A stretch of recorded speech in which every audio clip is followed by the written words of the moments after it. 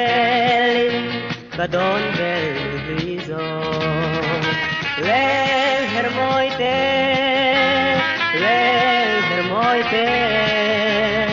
alhamdulillah duten kang apomi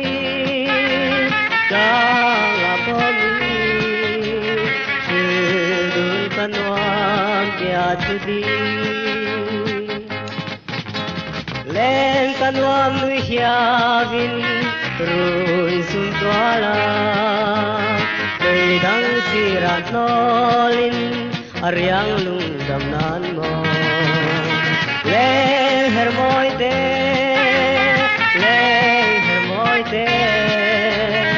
alhamdulillah duten kang apomi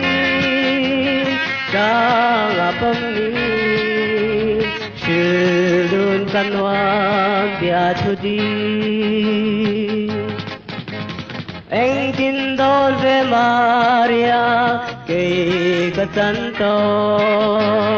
đón ba na buồn về lên co lên rồi toaya lên hermoite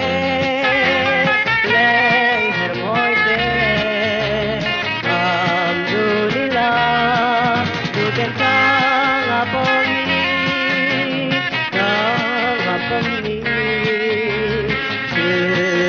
kanwam dia chudi